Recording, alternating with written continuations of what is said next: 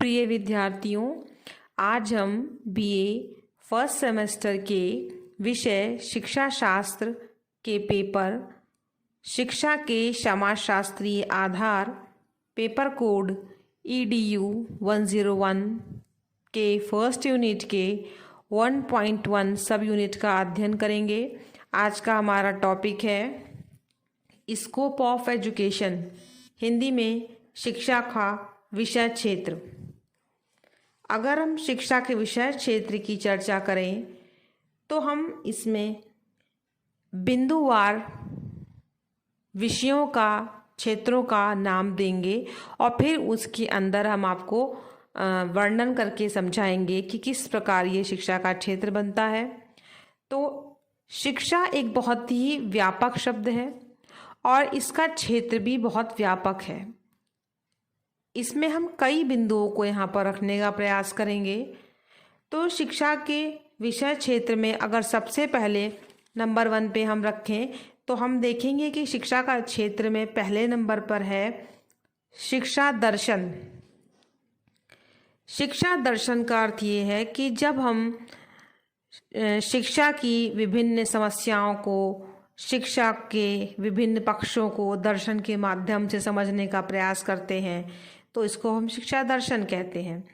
इस आधार पर हम शिक्षा दर्शन में शिक्षा के उद्देश्य, पाठ्यक्रम, शिक्षण विधियाँ, शिक्षक, विद्यार्थी, विद्यालय संगठन, अनुशासन, इन सभी बिंदुओं पर दर्शन के माध्यम से चर्चा करते हैं। तो ये शिक्षा दर्शन आपका एक महत्वपूर्ण क्षेत्र है शिक्षा का। दूसरा नंबर पे है शैक्षिक समाजशास्त्र। शैक्षिक समाजशास्त्र के अंतर्गत हम अब डिस्कस करेंगे तो शिक्षा का संबंध मानव से है और मानव के व्यक्तित्व का विकास समाज में ही संभव है। समाज से अलग व्यक्ति एक कल्पना मात्र है। मानव और समाज में घनिष्ठ संबंध है। समाज का शिक्षा में महत्वपूर्ण स्थान है। शैक्षिक समाजशास्त्र में विद्यालयतर शिक्षाप्रद अभिकरणों की समस्त सामाजिक प्रक्रियाओं, जिनका समाजशास्त्रीय ढंग से विश्लेषण किया जा सकता है, को सम्मिलित किया जाता है। प्रौढ़ शिक्षा, समाज और समाजीकरण, शिविर लगाना, चर्चा, क्लब, चर्च, सामुदायिक संस्थान, घर और पारिवारिक जीवन की चर्चा, पुस्तकालय, खेल का मैदान, राजनीतिक दल, प्रेस, रेडियो, चलचित्र, थिएटर आदि, इन सभी पर हम चर्चा शैक्षिक समाजशास्त्र के अंतर्गत करते हैं। शिक्षा के औपचारिक अनौपचारिक साधनों के संबंध में सामाजिक आर्थिक और सांस्कृतिक प्रवृत्तियों को समझना और किस प्रकार बालक के व्यक्तित्व पर इनका प्रभाव पड़ता है जैसे महत्वपूर्ण विषयों पर शैक्षिक समाजशास्त्र पर विचार किया जाता है। तीसरा बिंदु है शिक्षा मनोविज्ञान। शिक्षा प्रक्रिया में बालक का स्थान मुख्य माना जाता है। शिक्षा बालक की योग्यताओं, रुचियों, क्षमताओं और विकास के आधार पर ही संगठित की जाती है। शिक्षा मनोविज्ञान से बालक को समझने में सहायता मिलती है तथा उन परिस्थितियों का पता लग जाता है जो बालक के सीखने को प्रभावित करती हैं। अर्थात हम इन सब चीज़ों का अध्ययन शिक्षा मनोविज्ञान में करते हैं। हमारा चौथा पॉइंट है तुलनात्मक शिक्षा। तुलनात्मक शिक्षा के अंतर्गत विभिन्न देशों की शिक्षा प्रणालियों का तुलनात्मक अध्ययन किया जाता है।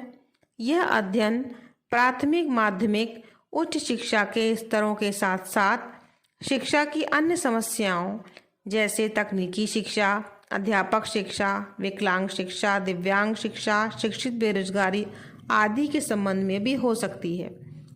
राष्ट्रीय शिक्षा प्रणाली को प्रभावित करने वाले कारकों जैसे भाषा, वातावरण, प्रजाति, राष्ट्रवाद, मानववाद, समाजवाद का अध्ययन किया जाता है।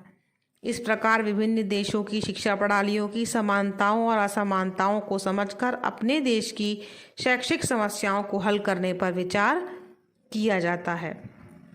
हमारा 5वां पॉइंट है शिक्षा का इतिहास। इतिहास किसी भी देश की सामाजिक, राजनीतिक, आर्थिक और सांस्कृतिक घटनाओं का एक क्रमबद्ध अध्ययन होता है। यह वर्तमान जीवन को समझने के लिए एक आधारशिला है। शिक्षा के इतिहास का उद्देश्य यह अध्ययन करना होता है कि अमुक देश के अतीत में क्या घटनाएं हुई, किस प्रकार की शिक्षा व्यवस्था बनाई गई और उसका बालकों के विकास पर क्या प्रभाव पड़ा। शैक्षिक इतिहास के अध्ययन से यह आसानी से पता लग जाता है कि अतीत की शिक्षा व्यवस्था की कौन कौन सी विशेषताएं हैं जिनका उपयोग वर्तमान शैक्षिक समस्याओं को हल करने में किया जा सकता है। 6वां नंबर है शैक्षिक समस्याएं। जैसे जैसे समाज में परिवर्तन होता जाता है वैसे वैसे मानव जीवन में नए मूल्य आते जाते हैं और नई आवश्यकताओं का जन्म हो जाता है। साथ ही नई शैक्षिक समस्याएं भी उत्पन्न हो जाती हैं जिसको हल करने का प्रयास किया जाता है। भाषा समस्या, बौद्धिक निर्गमन, छात्र असंतोष, शिक्षित बेरोजगारी, शिक्षा का राष्ट्रीयकरण, धार्मिक और नैतिक मूल्यों की शिक्षा, शिक्षा को व्यावसायिक आधार प्रदान करना, कमजोर वर्ग की शिक्षा प्रदान करना ऐसी बुलंद समस्याएं हैं जिसके हल किए बिना देश का शैक्षिक विकास नहीं किया जा सकता। 7वां पॉइंट है शैक्षिक प्रशासन और संगठन। शिक्षा स्कूल और कॉलेजों के माध्यम से दी जाती है, इसीलिए शिक्षा की सफलता शिक्षा के प्रशासन और संगठन पर निर्भर करती है। शिक्षा में केंद्र और राज्य सरकारों के अलग अलग उत्तरदायित्व, विद्यालय भवनों का निर्माण करना, अनुशासन, अध्यापकों के बीच कार्य वितरण, पुस्तकालय और शैक्षिक संस्थाओं के समस्त कर्मचारियों की सेवाओं का ब्यौरा रखना आदि ऐसे प्रसंग हैं जिसका संबंध शैक्षिक प्रशासन और संगठन के अंतर्गत किया जाता है। 8वां बिंदु है शिक्षण विधियाँ।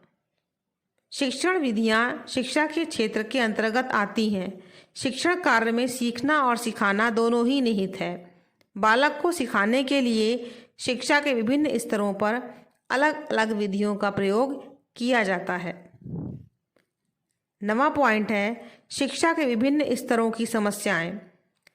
स्तर की दृष्टि से शिक्षा शास्त्र के अंतर्गत पूर्व प्राथमिक, प्राथमिक, माध्यमिक और उच्च शिक्षा की समस्याओं पर विचार किया जाता है। शैक्षिक संरचना कैसी हो, शिक्षा के विभिन्न स्तरों पर कितने विषय पढ़ाए जाएं, आदि प्रश्नों पर विचार किया जाता है। हमारा 10वां पॉइंट है शिक्षा और अर्थशास्त्र। शिक्षा को एक विनियोग की वस्तु के रूप में माना जाता है। आज के वैज्ञानिक युग में ज्ञान का विस्फोट बहुत तेजी के साथ बढ़ता जा रहा है, जिसके कारण विभिन्न विषयों की सीमाएं टूटती जा रही हैं और नए नए विषयों का जन्म हो रहा है। शिक्षा ने सभी समाज विज्ञानों को प्रभावित किया। जैसे जैसे मानव के ज्ञान का क्षेत्र बढ़ता जाता है, शिक्षा का क्षेत्र भी बढ़ता जा रहा है। तो इस प्रकार आप देख रहे हैं कि शिक्षा का जो हमने यहाँ पर विषय क्षेत्र यानी कि स्कोप डिस्कस किया, इसमें हमने 10 बिंदु डिस्कस किए। हम एक बार 10 हेडिंग को फिर से रिवाइज कर दे रहे हैं।